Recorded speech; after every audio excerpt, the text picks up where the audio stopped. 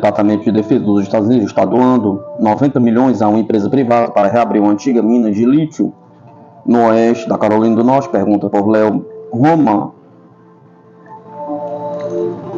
Os cidadãos de Kings Mountain, Carolina do Norte, não querem apoiar os detritos do tráfico de caminhões e a degradação ambiental de uma mina de lítio em sua comunidade. Mas será que os políticos locais os entregarão? Pergunta.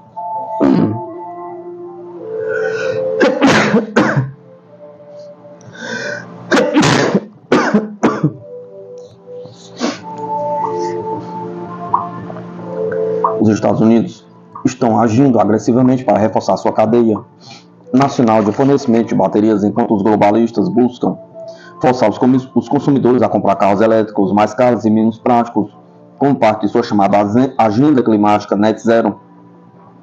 Para produzir drones, você precisa de lítio. Para as baterias, muito lítio.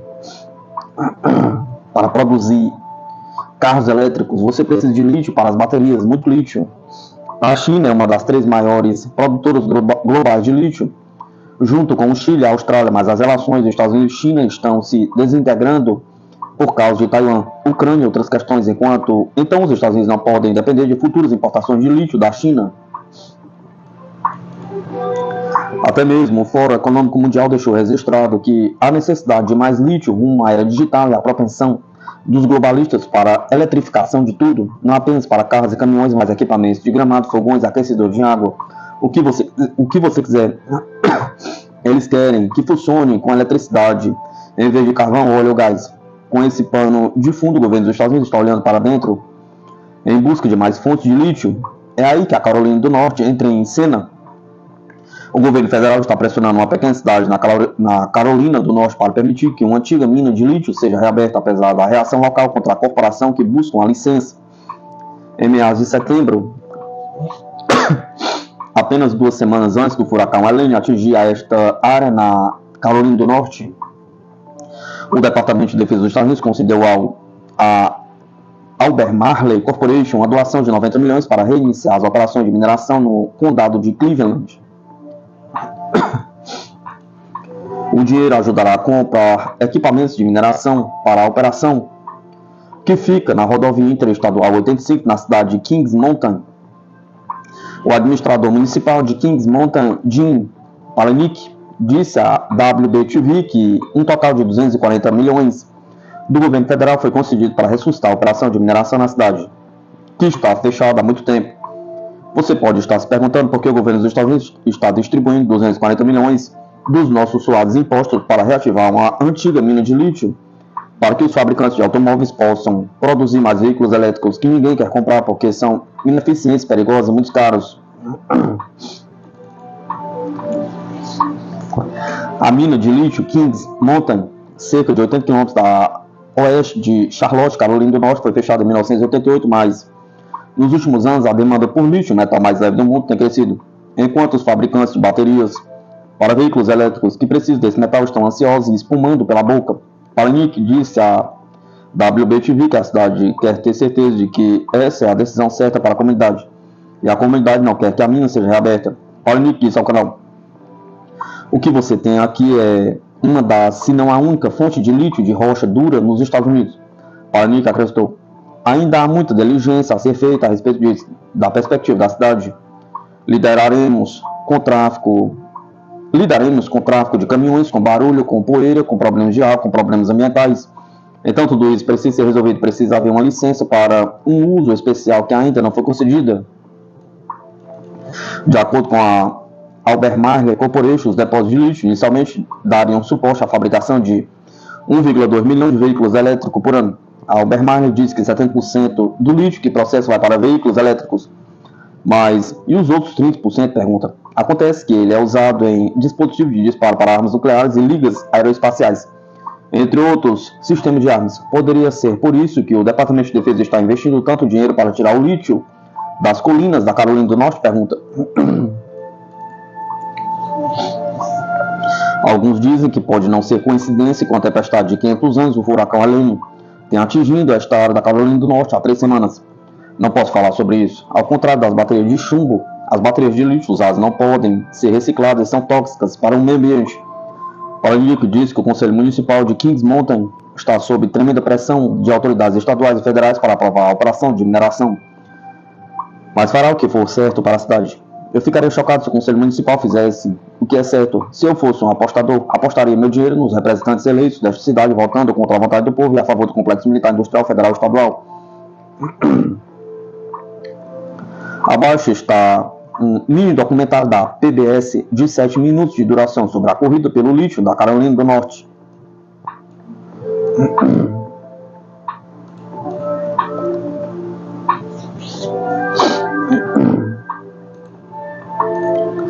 Há lítio suficiente no Arkansas para os veículos elétricos do mundo. Extraí-lo é o problema. Um novo estudo diz que há 9 vezes mais lítio no Arkansas do que a necessidade de projetar de veículos elétricos globalmente em 2030 por Lulian Dinstram. Uma enorme fonte de lítio foi descoberta no Arkansas, o que poderia mudar a escala de produção global em favor dos Estados Unidos e estabelecer uma cadeia de suprimentos local que não dependeria mais de países como a Austrália, Chile e Argentina. O lítio é um produto essencial necessário para baterias recarregadas de todos os tipos, incluindo aquelas que alimentam veículos elétricos. É por isso que são chamados de íons de lítio. Então, encontrar novas fontes é um grande negócio, especialmente quando estamos falando de reservas tão grandes que poderiam satisfazer as necessidades projetadas para todas as baterias de carro elétricos do mundo em 2030, pelo menos 9 vezes mais.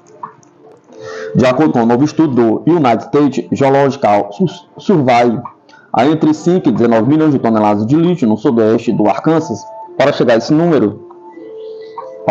a esses números, os pesquisadores usaram uma combinação de teste de água e aprendizado de máquina.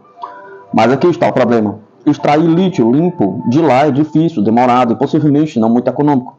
Isso porque as reservas massivas de lítio são salmouras presentes localizadas em uma unidade geológica conhecida como Formação Smackover, disse USGS.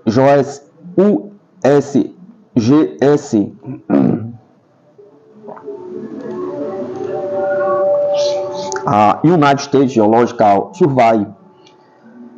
Essas salmouras são águas de alta salinidade associadas a depósitos profundos de sal que podem ser rastreados até o mar antigo.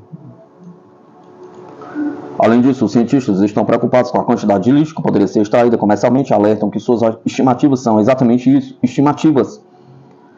Estimamos que haja lítio dissolvido suficiente presente naquela região para substituir as importações de lítio dos Estados Unidos e mais, disse Catherine Keirimi, hidróloga e pesquisadora principal do estudo. É importante alertar que essas estimativas são avaliação no local. Não estimamos o que é tecnicamente recuperável com base em métodos mais novos para extrair lítios de salmouras.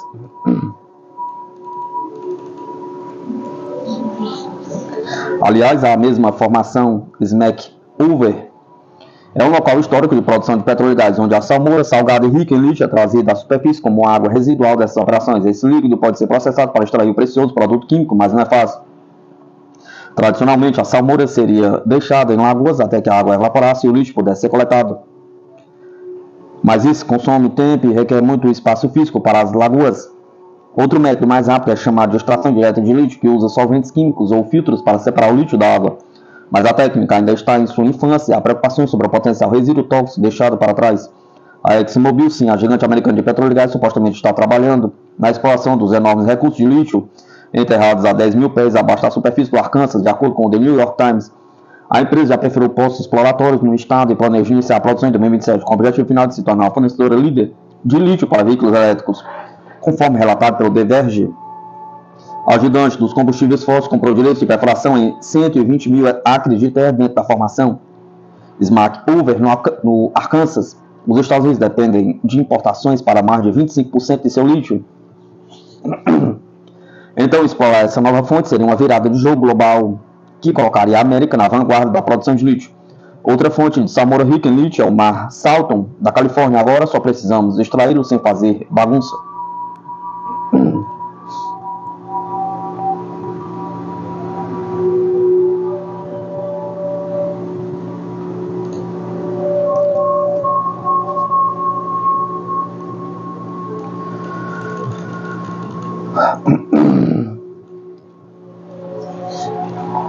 Colapso iminente. Dezenas de cientistas alertam sobre cataclismo no Oceano Atlântico.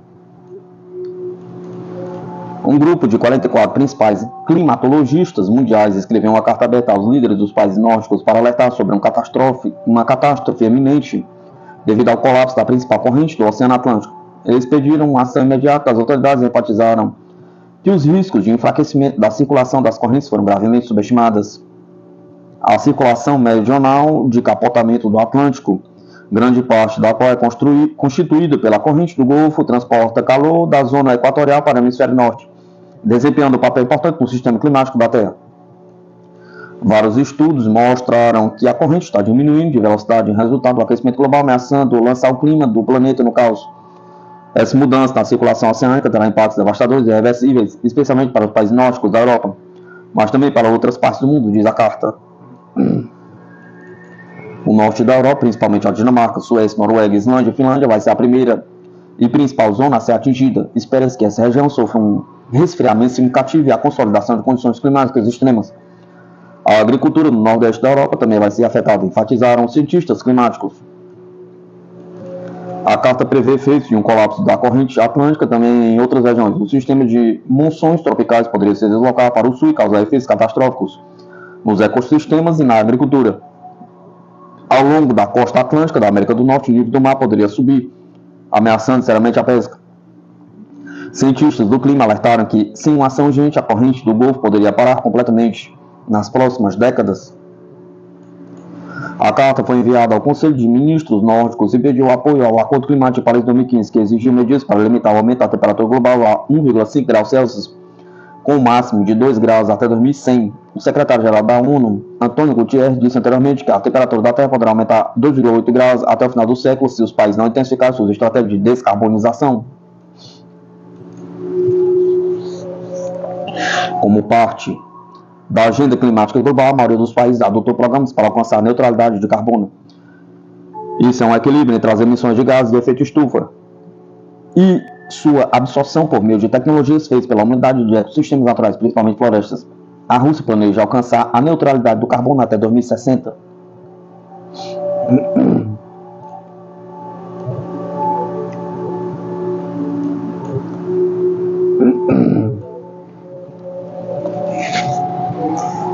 Militares holandeses enfrentam uma missão difícil: encontrar espaço para se preparar para a guerra. Com a guerra de trincheiras de volta à Europa, o exército real holandês gostaria de cavar valas para treinar a defesa do flanco oriental da OTAN, mas as regulamentações ambientais tornam quase impossível levar uma pá para seus campos de exercícios. Outros serviços holandeses enfrentam obstáculos para melhorar a prontidão militar. A Força Aérea está ansiosa para voar seus caças F-35 com mais frequência, mas está presa a restrições de voo com bases aéreas encurralada entre vilas, fazendas e cidades, em um país que leva 10 minutos para ser atravessado por um superjato de cruzeiro. O novo enigma civil-militar do país é emblemático de desenvolvimentos semelhantes em outras partes da Europa, onde o espaço é limitado em áreas densamente povoadas, e as regulamentações modernas são ajustadas para conciliar objetivos econômicos e ambientais, não questões de guerra e paz. À medida que as Forças Armadas da Holanda se expandem novamente após 3 décadas de corte no orçamento, elas estão procurando intensificar tudo, desde exercício de fogo real até treinamento de helicóptero de baixo nível e estoque de munição. O governo está se perguntando como encaixar a atividade de defesa adicional em um país mais densamente povoado do que qualquer um de seus aliados da OTAN, e onde o terreno militar deixado vazio após a Guerra Fria foi convertido para uso civil por planejadores famintos por espaço. Há uma necessidade de mais terreno e mais instalações de exercícios, e isso é um problema porque muito desapareceu completamente. Não é mais utilizável, disse Dick Zande, pesquisador sênior do think tank holandês Klingendael Institute e ex-chefe de planejamento da Agência Europeia de Defesa. Todos os tipos de coisas que eram possíveis durante a Guerra Fria não são mais possíveis.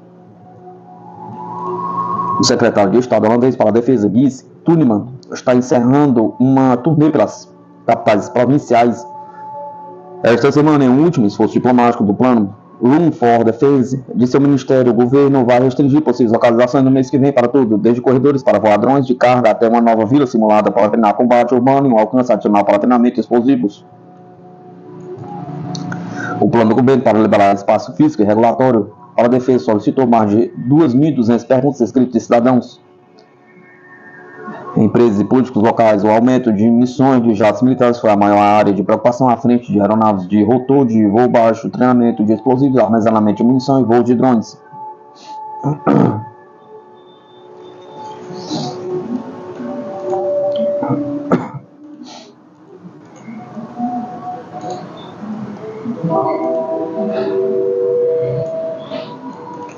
Embora pesquisas mostrem que a população holandesa apoia o fortalecimento das forças armadas da OTAN, os cidadãos podem não estar prontos para incômodos associados, como helicópteros voando baixo, de acordo com Zanden.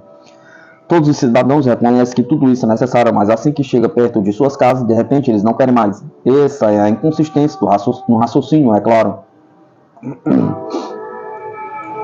Ainda assim, a tolerância pública para certas inconveniências terá que aumentar se a Holanda quiser permanecer próspera e segura. Argumenta Thurman, um ex-oficial condecorado do corpo de comando holandês que serviu 5 turnos no Afeganistão. Isso pode significar aceitar um jato de caça ocasional sobrevoando um tanque atravessando um campo de fazenda, disse o secretário de Estado no talk show Politik Butenhof no mês passado. Estamos acostumados com o governo garantindo que cada ano você tem um pouco menos de incômodo, disse Thurman. O que os americanos chamam de som da liberdade, isso é fundamentalmente importante, que aprendemos novamente a apreciar. E o que temos requer um esforço. As Forças Armadas realizaram 2 dúzias de reuniões informativas entre junho e outubro, trazendo generais de alto escalão até 3 estrelas para responder a perguntas do público. Os participantes preocupados incluíam um dono de acampamento se preocupando que F-35 barulhentos no alto prejudicariam os negócios e os proprietários de imóveis que encontraram suas propriedades desenhadas dentro de um círculo vermelho e um mapa indicando planos para armazenamento de munição. O Ministério também está de olho em várias áreas de propriedade do grupo de conservação Natur Monument, incluindo uma reserva de dunas e pântanos que abriga orquídeas raras em uma parada para pássaros migratórios. Os fuzileiros navais gostariam de treinar desembarques anfíbios lá. Algo que o grupo da natureza chama de impensável. A natureza já está sob muita pressão. Isso deveria ser adicionado? Pergunta, disse Geron de Coe, diretor de natureza da Natur Monument, que é a maior proprietária de propriedade privada da Holanda. Não no que nos diz respeito. O falecido planejador urbano Dirk Freiling descreveu a Holanda como não um país densamente povoado, mas uma cidade escassamente povoada. O país abrigava uma média de 518 pessoas por quilômetro quadrado em 2022, mais que o dobro da Alemanha ou Itália, quase 5 vezes mais que a França, mostram estatísticas da União Europeia. A Holanda também abriga o maior porto marítimo da Europa e seu quarto aeroporto mais movimentado, além de ser o maior exportador agrícola do continente, deixando a sociedade e a natureza lutando por espaço. Após o colapso da União Soviética, em 1991, a defesa caiu na lista de prioridades na Europa Ocidental e os gastos foram redirecionados para áreas como saúde, educação e infraestrutura. A maioria dos exércitos voltados para um componente de recrutamento foi reduzido e reorganizado em forças menores de soldados profissionais, com algumas áreas militares abandonadas ou reaproveitadas. Na Holanda, bunkers de munição foram transformados em armazenamento para queijos em maturação. Quartéis foram realocados para usos como centros médicos ou demolidos para construir apartamentos. Novas regras sobre questões como poluição sonora e proteção ambiental criaram obstáculos para o uso de terras militares. Até a queda do muro, tínhamos quartéis por todo lugar na Holanda, com seus campos de treinamento locais associados, disse Zandi. Isso tudo acabou. A defesa se livrou de muitos desses quartéis e os campos de treinamento locais foram entregues aos municípios. A invasão da Ucrânia pela Rússia em fevereiro de 2022 despertou os países ocidentais, com os governos percebendo que décadas negligenciando o poder militar os deixaram despreparados para a guerra. Em resposta, a Holanda planeja aumentar seu orçamento de defesa para cerca de 24 bilhões de euros por ano, quase o dobro do que gastou em defesa há 2 anos. A Holanda está usando uma parte dos bilhões extras para novas capacidades que exigem espaço, desde artilharia de foguetes até um batalhão de tanques e uma unidade de drones do exército. E está experimentando um ano de serviço militar voluntário para jovens, a fim de atrair mais pessoal.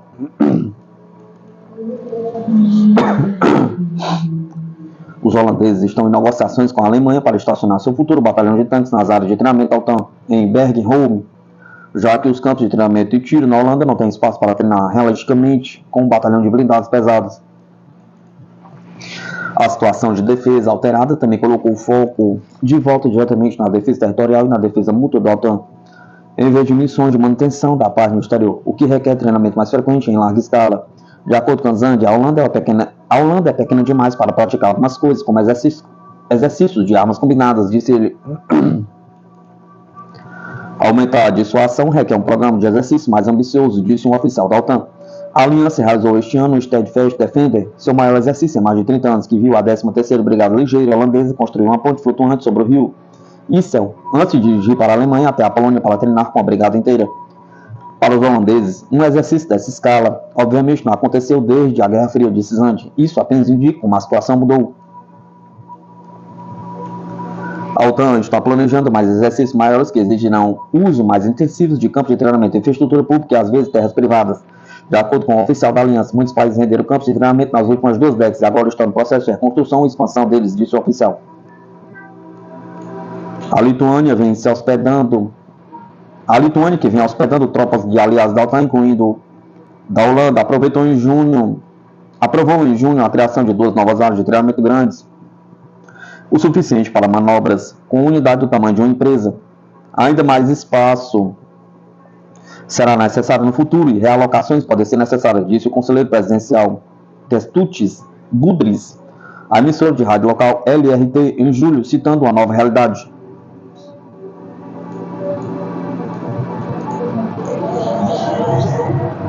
Os militares holandeses dizem que ainda precisam de mais espaço para treinar internamente, já que fazer ainda mais no exterior não é realmente uma opção. O exército já gasta cerca de 60% de suas horas de treinamento fora das fronteiras holandesas, enquanto a Força Aérea faz 40% de suas horas de voo em céus estrangeiros, ainda mais quando se conta o treinamento de pilotos. Isso é sobre um requisito mínimo para a defesa, e isso tem que ser na Holanda, disse Martin van der Winde, um porta-voz de Thunman. Nós simplesmente também precisamos de espaço na Holanda. O MOD está buscando capacidade para adicionar 2.300 surtidas de caça na Holanda, incluindo exercícios de larga escala da OTAN, e uma pista de terra para praticar com aeronave de transporte tático para pelo menos 240 voos por ano. As Forças Armadas precisam de cerca de 2.500 horas para treinar com helicópteros de voo baixo, em comparação com a permissão atual de 1.378 horas, de acordo com o Ministério. O plano Room for Defense prevê corredores de drones de carga e zonas de pouso de helicópteros em áreas densamente povoadas, como a província de Zuid-Holland, no norte, menos povoado. O Ministério está considerando áreas para praticar pousos anfíbios e pilotar helicópteros navais não tripulados, novo armazenamento de munição e o campo de treinamento de explosivos. As províncias não têm sido muito receptivas aos planos, citando suas próprias dificuldades para encontrar espaço para novas casas ou energia renovável, além do potencial de perturbação causado por helicópteros voando baixo, danos irreparáveis pela escavação de trincheiras em áreas naturais ou aumento do risco de incêndios florestais devido às atividades de defesa em combinação com as mudanças climáticas. A Organização de Fazendeiros LTO Nord pediu ao Departamento de Defesa que invista em seus imóveis existentes e use melhor o espaço disponível, bem como restabeleça terrenos abandonados. Os fazendeiros estão particularmente preocupados com o efeito das novas zonas de pouso de helicópteros no bem-estar animal. NATO Monument foi pego de surpresa pelos planos e pela falta de discussão, disse Coy. Os militares também estão de olho em 2 áreas florestais de propriedade do grupo conservacionista para treinamento com explosivos. Em um terreno que, segundo a organização sem fins lucrativos, abriga diversas espécies de pássaros protegidas. Como diabos a defesa imagina isso? Começar a usar áreas vulneráveis para todos os tipos de uso militar? Pergunta. Disse Decoy. Com a natureza da Holanda já sofrendo com poluição de nitrogênio, má gestão de água e uso recreativo excessivo, ela não consegue lidar com mais pressões externas, disse ele. Decoy disse que encontrar espaço para mais atividade de defesa é reconhecidamente complexo. Mas a Holanda tem áreas mais adequadas do que algumas das quais estão agora marcadas. O governo é o maior proprietário de terras da Holanda. E o Escritório Nacional de Propriedade holandês administra cerca de 26 mil hectares de bases aéreas, áreas de exercício e campos de tiro para o Ministério da Defesa. Se eu tivesse muito terreno e quisesse fazer algo novo, primeiro daria uma olhada no meu próprio terreno para ver se isso é possível. E só então veria se o jardim do vizinho também estaria disponível. Para complicar a questão, cerca de 2/3 das terras do Ministério da Defesa consistem em reservas naturais protegidas e o uso militar não é necessariamente uma má notícia para as plantas e animais, reconhece Decoy do Nature Monument. Pássaros e veados se acostumam com explosões altas que são menos perturbadoras do que visitantes humanos, de acordo com o ecologista do Escritório Nacional de Propriedade, Theo Linderes, que diz que veados em campos militares são menos tímidos do que aqueles em áreas naturais e recreativas. Crateras causadas por morteiros misturam o solo e criam uma paisagem de estepes que beneficia certa vegetação, disse Linderes. Tuneman adotou com prazer o argumento da conservação, dizendo que a natureza em algumas áreas da Holanda foi protegida principalmente por causa de seu status militar. O governo decidirá sobre os locais mais viáveis no mês que vem, com base no apoio da sociedade dos legisladores na necessidade de defesa do impacto ambiental, disse Van der Wind. Os holandeses entendem a necessidade de encontrar espaço para a defesa. Esse nunca é um problema. E suas preocupações são mais sobre como os planos impactarão seu ambiente de vida, disse Tuneman em uma entrevista em 3 de outubro com a emissora MP01. No entanto, defender a liberdade e a segurança significa que a sociedade deve se esforçar e as forças armadas precisam se tornar mais fortes, disse ele. Precisamos de mais equipamentos, precisamos treinar mais, precisamos atirar mais e, no final das contas, precisamos fazer isso juntos, disse Tuneman.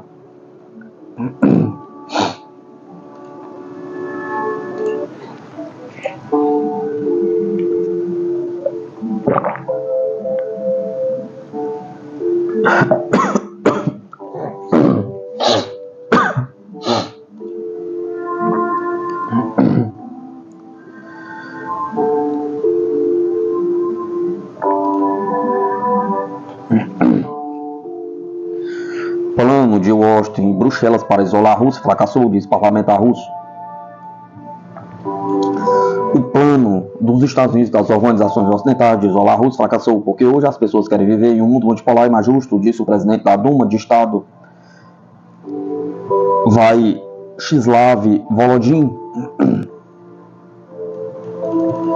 O líder parlamentar comentava os resultados preliminares da 16ª cúpula do BRICS em Kazan, com participação de representantes de 36 países e 6 organizações internacionais, que teve início em 22 de outubro e acaba hoje, 24 de 10 de 2024. O plano de Washington e Bruxelas para isolar a Rússia fracassou. O tempo de Biden, Macron e Scholz passou.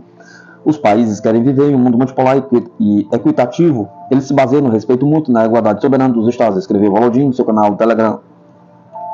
O presidente da Duma observou que a Rússia se tornou um país de atração. Segundo ele, a ampla representação na cúpula mostra a influência do BRICS no cenário mundial.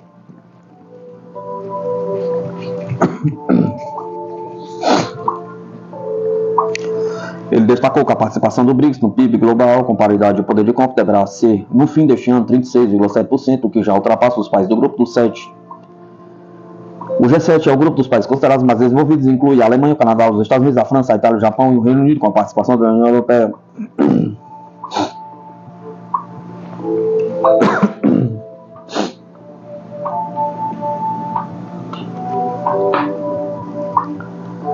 A economia dos países do BRICS, que representam quase metade da população mundial, está crescendo mais rapidamente, demonstra a resiliência. O chefe da Câmara Baixa do Parlamento Russo também acredita que o alto nível de reconhecimento do papel do BRICS no mundo é confirmado pela participação do secretário-geral da ONU, Antônio Guterres, que assume um papel central na manutenção da paz e da segurança. Os países do BRICS também estão desenvolvendo a cooperação interparlamentar. Esse formato de cooperação vai se expandir, acrescentou. O presidente da Duma lembrou que a cidade russa de São Petersburgo acolheu em julho o 10º Fórum Parlamentar do BRICS, onde foram discutir questões importantes da atualidade. Segundo ele, a principal tarefa de dimensão parlamentar do BRICS é garantir a implementação legislativa das decisões dos chefes de Estado.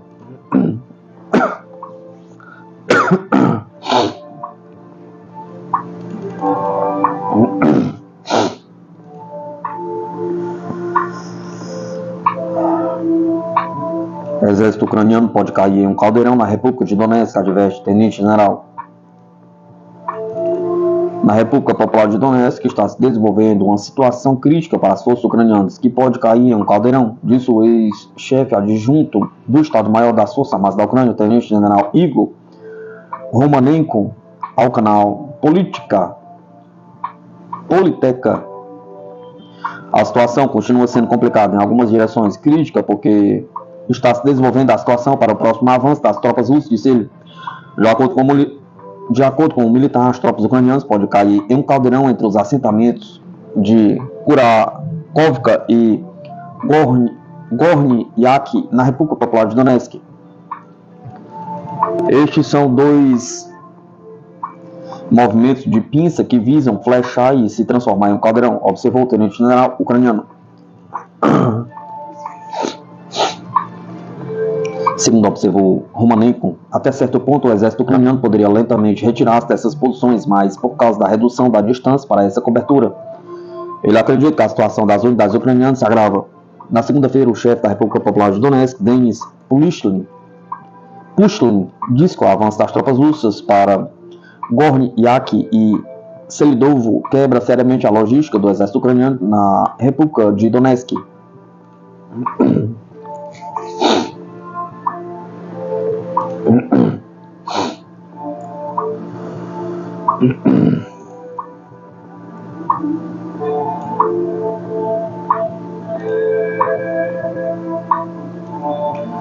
Político francês destaca fracasso do Ocidente em isolar a Rússia e apela à saída de Paris da OTAN.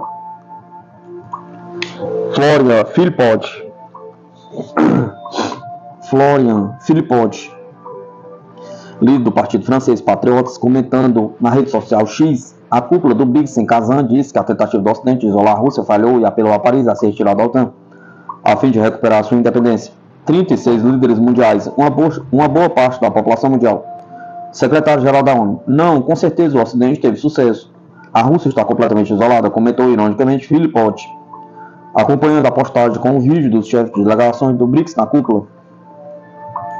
Ele lamentou que a França continue sua guerra contra a maioria da humanidade, quando deveria ter restaurado sua independência da OTAN, da União Europeia e de todas as estruturas ligadas a Washington. Philippot recomendou que Paris deixe essas associações para tomar o caminho da paz e do diálogo.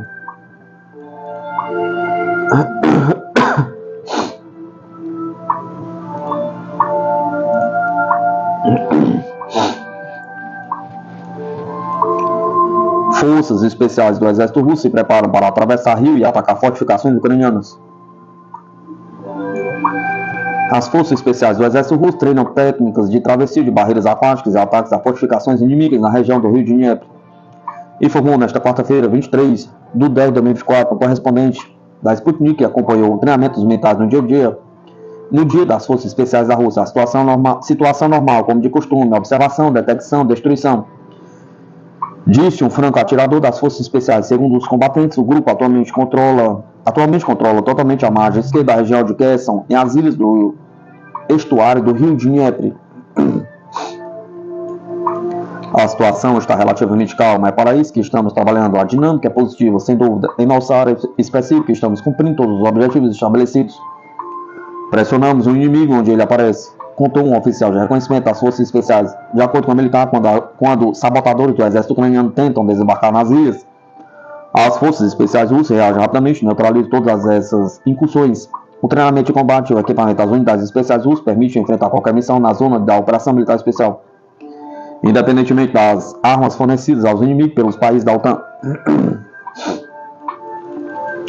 Recentemente, capturamos um lança-granadas polonês, acrescentou. Os militares observam que a participação de mercenários e instrutores estrangeiros não influenciou a qualidade do treinamento das tropas inimigas, que, segundo eles, ainda deixam muito a desejar. O único tipo de armamento que o exército ucraniano desenvolveu são os drones. O drone Baba Yaga voa usando o Starlink deles e não pode ser neutralizado, só pode ser derrubado com tiros. Derrubamos com tiros e o destruímos. Também houve caso de drones abatidos com miras térmicas. Os drones abateram o Baba Yaga, colidindo com eles, relatou outro militar. O Dia das Forças Especiais é comemorado anualmente na Rússia, em 24 de outubro. Nesta data do ano de 1950, foi emitida uma diretiva pelo ministro da Defesa da União das Repúblicas Socialistas Soviéticas para criar companhias especiais cujo objetivo principal é a detecção e destruição de armas nucleares e seus meios de entrega.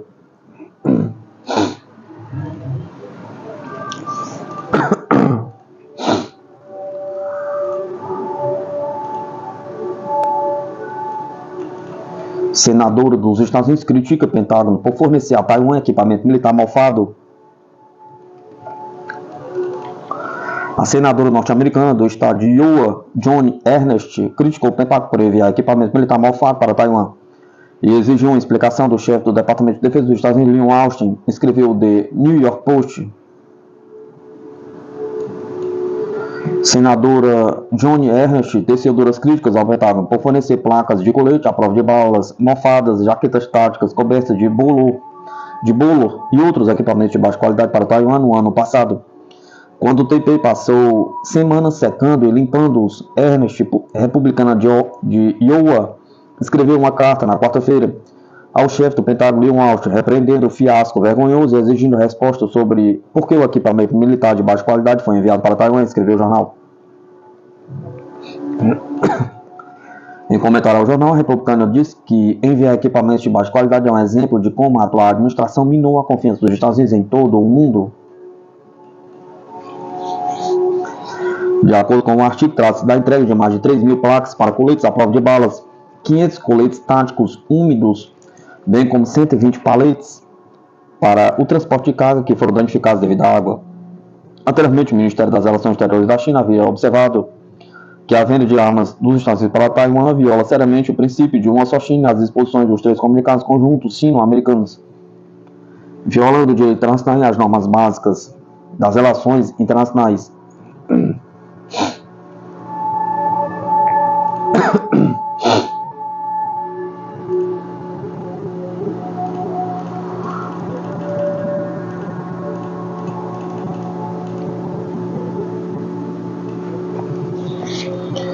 China lidera a rápida expansão do arsenal nuclear, diz Pentágono. A China está acelerando o desenvolvimento de armas nucleares, forçando os Estados Unidos a mais que dobrar as estimativas anteriores do seu ritmo.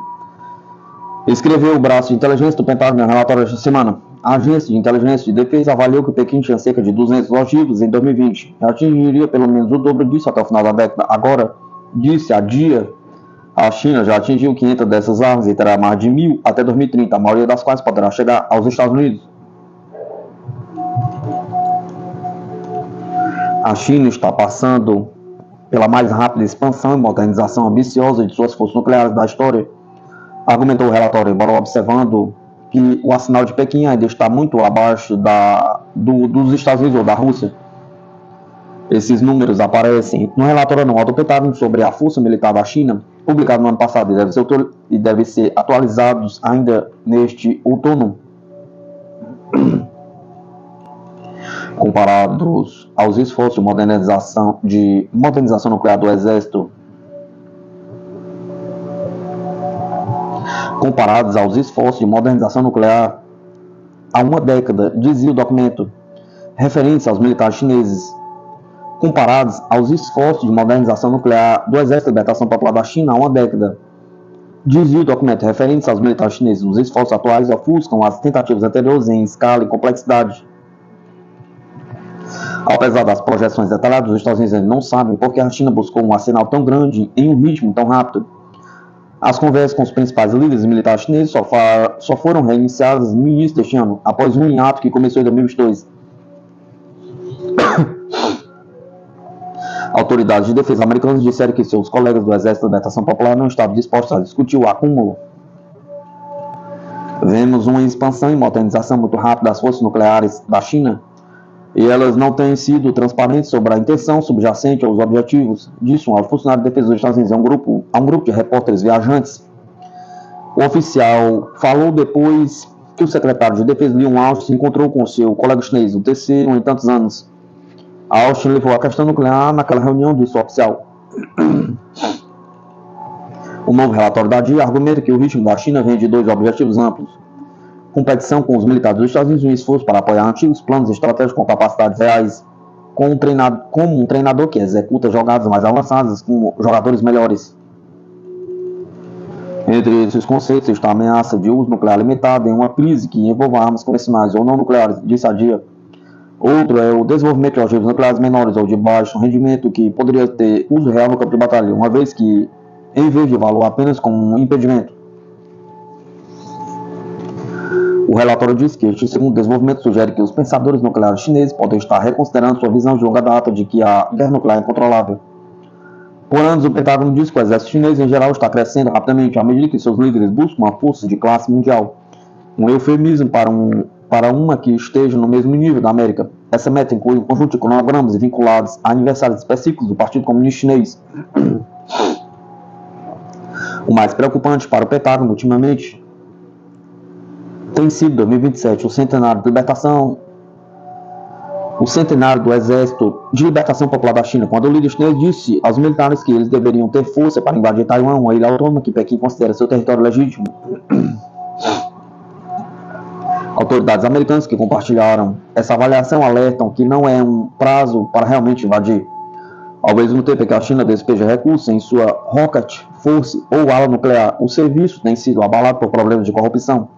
Vários oficiais sêniores foram demitidos no ano passado em meio a um expurgo mais amplo de oficiais militares de defesa.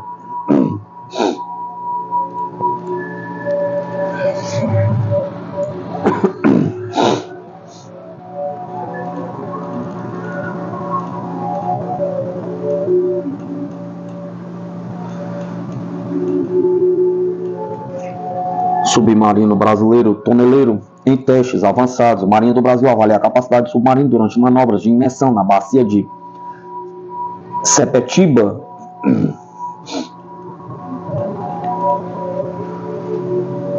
O submarino toneleiro S-42, a terceira unidade da classe Riachuelo, está prestes a realizar sua primeira imersão estática na Baía de Sepetiba entre os dias 25 e 26 de outubro. Esse procedimento fundamental visa avaliar a estabilidade da embarcação e faz parte do rigoroso processo de teste para garantir sua segurança e eficácia da operação futura da Marinha do Brasil.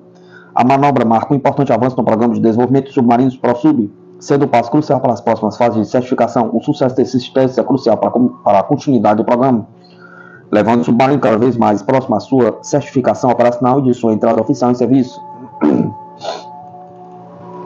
A imersão estática consiste na admissão controlada de água nos tanques de lastro do submarino até sua completa submersão. Todo o processo é realizado sem utilização da propulsão própria do submarino, com o veículo sendo rebocado até a posição exata. O objetivo desse teste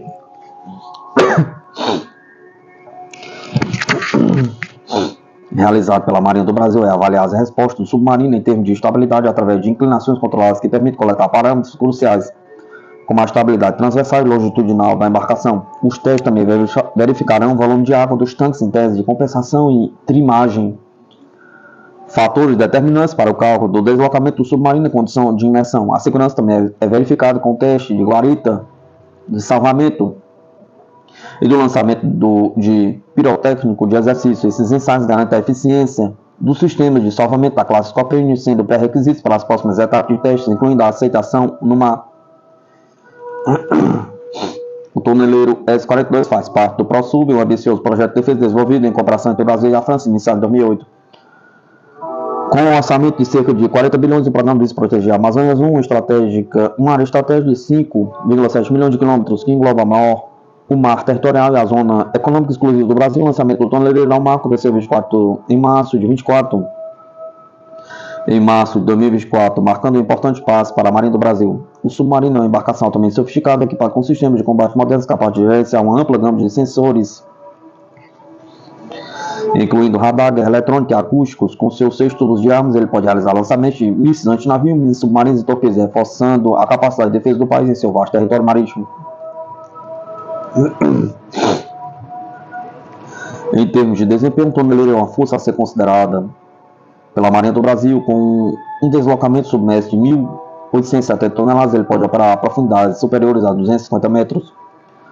Atingindo a velocidade de até 37 km/h, o submarino também pode permanecer em operações contínuas por até 70 dias, o que torna uma ferramenta indispensável para patrulhas de longa duração.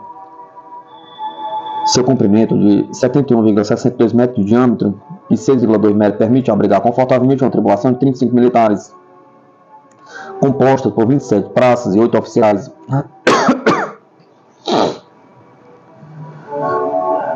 tripulantes se beneficiam de um sistema avançado de combate projetado para oferecer uma segurança e eficiência durante as operações em alto mar. Outro aspecto relevante é o fato de o toneleiro ser movido à propulsão convencional, garantindo silêncio e furtividade durante patrulhas. Esses atributos fazem dele uma plataforma ideal para missões de defesa e vigilância, operando de maneira discreta e eficaz em águas brasileiras. A realização da primeira imersão estática do submarino toneleiro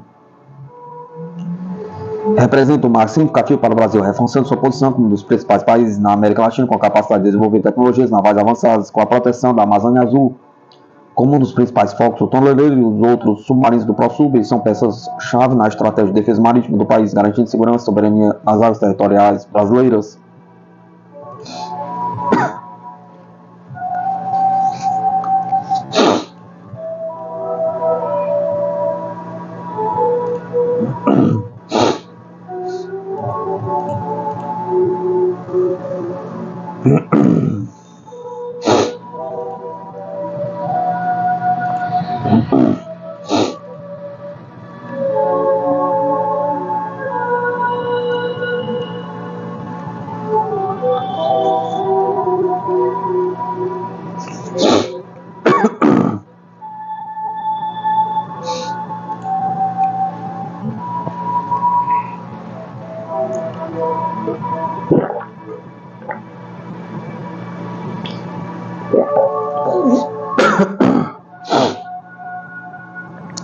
Será que estamos protegidos? Pergunta.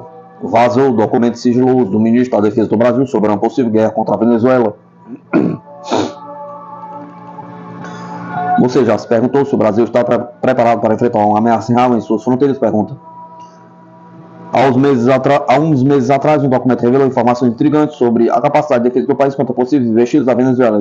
Este relatório enviado pelo Ministério da Defesa à Câmara dos Deputados expõe detalhes críticos sobre as estratégias e prontidão das Forças Armadas Brasileiras.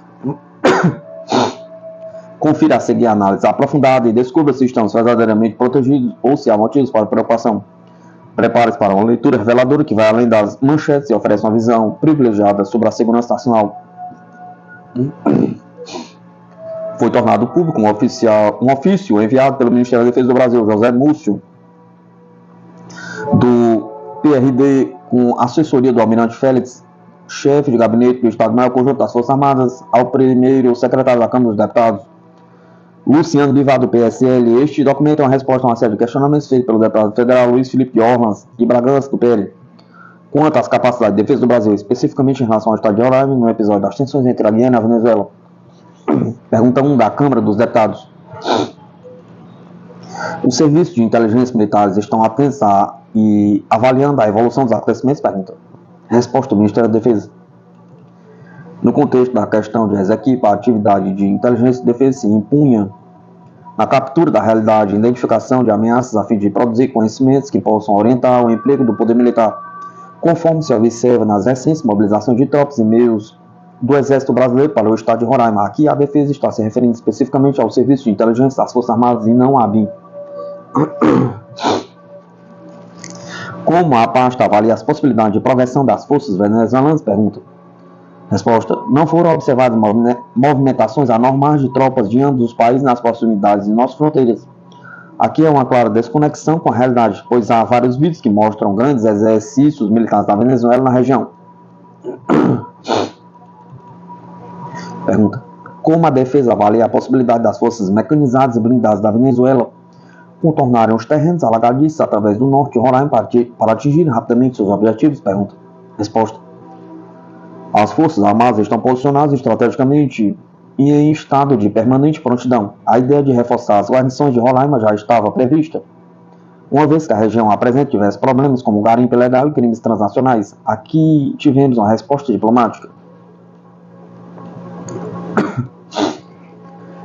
Pergunta. Como a inteligência militar avalia a capacidade real de combate da Venezuela e como a Defesa Nacional pretende garantir a inviolabilidade do território nacional? Pergunta. Resposta. Agora uma excelente pergunta da Câmara. Como a inteligência militar avalia a capacidade real de combate da Venezuela? Pergunta. Quantos caças prontos para uso? Pergunta. Qual a disponibilidade dos S-300? Pergunta. Qual o nível de treinamento do pessoal? Pergunta. considerando as capacidades estimadas da Venezuela, como a Defesa Nacional pretende garantir a inviolabilidade do território nacional? Pergunta. Resposta. As Forças Armadas e a Guarda Nacional Bolivariana têm capacidade suficiente para cumprir tarefas de segurança interna e proteção do regime. A despeito dos desafios econômicos, baixa disponibilidade de equipamentos e níveis de treinamento com restrição, há pouca capacidade logística para apoiar missões fora do país. O equipamento é relativamente moderno e grande parte oriundo da China e da Rússia. Recentemente foram renovados, mas com pouca robustez e acordos na área de manutenção e modernização de meios. A defesa conclui sua resposta dizendo que a Venezuela possui 15 caças F-16 e 21 caças Sukhoi Su-30 operacionais e 2 sistemas de artilharia antiaérea de grande altitude S-300, talvez tentando ocultar dados mais claros obtidos com operações de inteligência, citam apenas dados de fontes abertas na internet.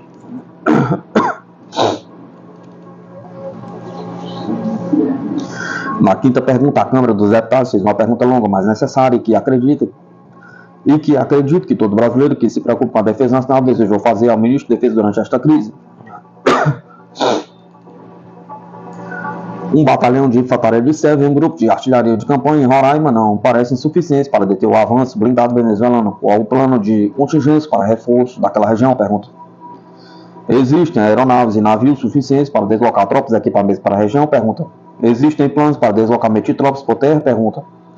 Especificamente quanto às forças de emprego rápido do Exército, qual é o efetivo e o tempo mínimo para desdobrar na área em questão? Pergunta. Qual a melhor maneira de se contrapor aos T-72? Pergunta.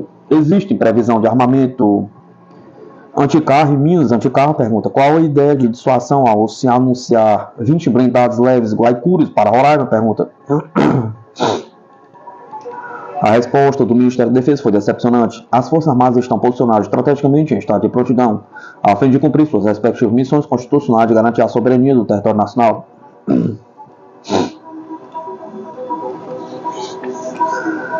A Câmara também fez excelentes perguntas a respeito de caças gripens contra os sistemas de defesa antiaérea venezuelanos, do emprego de submarinos contra as forças navais venezuelanas, mas a resposta foi a mesma, diplomática, genérica e que não respondeu nada. De certa forma, compreendo que o Ministério da Defesa já previa que, ao enviar a resposta à Câmara, havia uma grande possibilidade deste documento ser vazado em algum momento, como foi, e que por isso não se poderia dar detalhes números a respeito das nossas capacidades. Contudo, a nível da resposta, o nível de resposta tão raso também deixou margem para se dar razão à preocupação da Câmara dos Deputados de que realmente não teríamos, naquele momento, capacidade de defesa autossuficiente.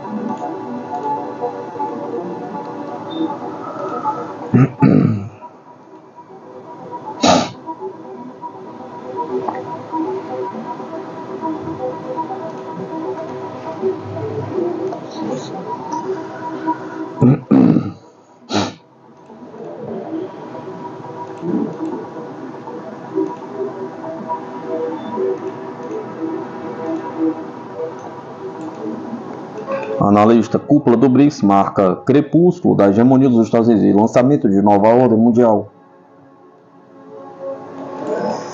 Hoje, 24 de 10 de 2024, foi o quarto e último dia da 16ª cúpula do BRICS em Kazan, na Rússia, repleto de reuniões de alto nível, conversas bilaterais e uma declaração conjunta com 134 pontos. O evento também teve um grande significado simbólico, que analistas explicaram. A cúpula do BRICS em Kazan é, sem dúvida, um dos eventos políticos e diplomáticos globais mais importantes deste ano, pois reuniu os líderes do grupo expandido pela primeira vez, disse o professor e pesquisador sênior da Universidade de Johannesburg, Alexis.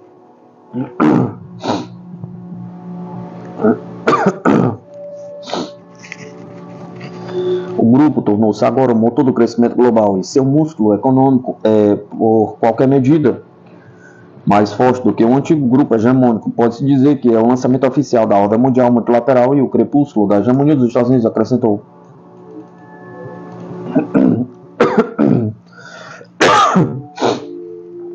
A declaração de Kazan conta com 134 disposições voltadas para a criação de uma nova ordem mundial mais justa e democrática, com o aumento da cooperação para a estabilidade e segurança globais e regionais, a promoção da cooperação econômica e financeira e o fortalecimento dos intercâmbios entre os povos para o desenvolvimento social e econômico. As disposições específicas incluem consciência entre os membros do grupo sobre a necessidade de reformar o sistema de Bretton Woods e as Nações Unidas, além de expandir o uso de moedas nacionais no comércio e os compromissos para fortalecer a cooperação em tecnologia e medicina. Os resultados mais importantes não são simplesmente as iniciativas contidas na declaração, mas acima de tudo o alinhamento estratégico de um grupo tão diverso e o brilho do poder que irradia ao atrair novos candidatos como a Turquia. Dado o papel estratégico do país na antiga ordem hegemônica, a presença de seu líder na cúpula reflete a medida do futuro do BRICS em liderar os assuntos globais, declarou, em referência à participação do presidente Turco Erdogan no evento. Diferentemente da antiga ordem hegemônica, o BRICS destaca a rejeição da dominação e do unilateralismo e iniciativas que refletam a distribuição mais equilibrada do poder e responsabilidades, disse o pesquisador.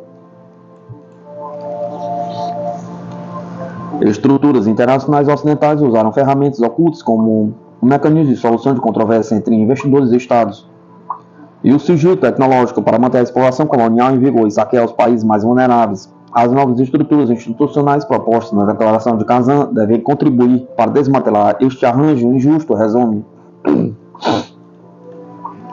O principal é que o presidente Putin mostra que, apesar da propaganda ocidental de que ele está isolado, ele tem muitos amigos. Muitos presidentes vieram à Rússia, disse Patrick Bond, professor de economia política da universidade em Joanesburgo. Eles têm 20 mil delegados em Kazan, todas essas outras atividades. Isso mostra que os russos levam isso muito a sério. E foi histórico, observou Bond. Dito isso, ainda existem questões que precisam ser resolvidas para transformar o BRICS na força global pela multipolaridade política e econômica que almeja ser. De acordo com o professor que citou disputas sobre novos membros, é o caso de países como Egito e Etiópia que enfrentam desacordos bilaterais sobre a segurança hídrica. Então acho que foi inteligente não ter novos membros este ano e esperar até que todos sejam assimilados, disse Bond. Quanto à desdolarização, também há muito trabalho a ser feito, segundo o professor. Acho que o dilema essencial é que muitos do BRICS, como África do Sul, Índia e Brasil, ainda têm setores financeiros que estão atrelados ao dólar de uma forma que, obviamente, a Rússia e o Irã não estão mais, por causa das sanções. E novos membros, incluindo a Arábia Saudita, potencialmente, os Emirados Árabes Unidos e o Egito também estão muito ligados a Washington. A desdolarização é essencial para esses países, avalia o especialista, já que o Federal Reserve dos Estados Unidos imprime dinheiro e depois aumenta a taxa de juros, criando estragos em ambos os casos, em todo o mundo. Eu atribuiria grande parte da desigualdade global ao dinheiro fácil do Fed e dos Estados Unidos, seus resgates aos próprios bancos. Então realmente precisamos ver algo diferente. Em última análise, o que torna a cúpula de Kazan tão importante é o momento particular na ordem econômica, em que as economias emergentes produzem mais do que os hegemônios anteriores, mas são confrontados com constantes ameaças de conflitos, já que o Ocidente não deseja descer sem lutar, enfatizou o professor. O diálogo é importante para evitar o caos do Ocidente, que é infligir à comunidade global apenas para permanecer no topo. É por meio do diálogo que a transição inevitável da antiga para a nova ordem mundial pode ser alcançada, sem destruir as preciosas vidas de várias comunidades, concluiu o observador.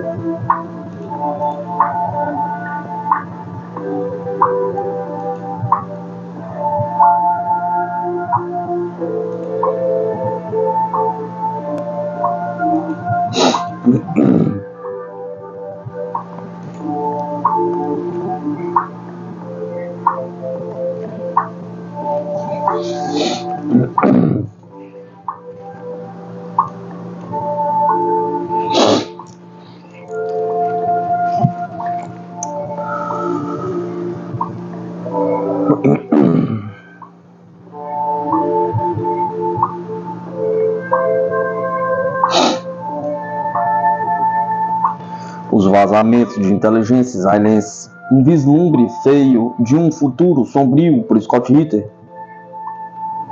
Quem vazou os documentos forneceu uma bola de cristal que mostra o que poderia ser. É trabalho do povo americano garantir que isso nunca aconteça. O vazamento de 2 documentos altamente confidenciais que, após exame, parecem conter informações sensíveis da inteligência dos Estados Unidos sobre os preparativos militares israelenses para um ataque ao Irã criou uma tempestade de controvérsia nos Estados Unidos, enquanto a polícia dos Estados Unidos se esforça para descobrir a fonte do vazamento. Muita pouca preocupação está sendo expressa por políticos dos Estados Unidos ou pelo público americano em geral sobre as implicações não dos documentos vazados, mas sim das informações que eles continham, que Israel estava preparando um ataque massivo ao Irã que poderia desencadear um conflito maior que, realisticamente, poderia acabar envolvendo o uso de armas nucleares. De acordo com os documentos de inteligência vazados, Israel estava preparando cerca de 40 Hawks ALBMs para um possível ataque contra o Irã, junto com 16 Gold Horizon ALBMs que parecem ser o que é conhecido publicamente como míssil Blue Sparrow, uma adaptação de um míssil alvo desenvolvido por Israel para imitar um míssil balístico iraniano Shahab-3.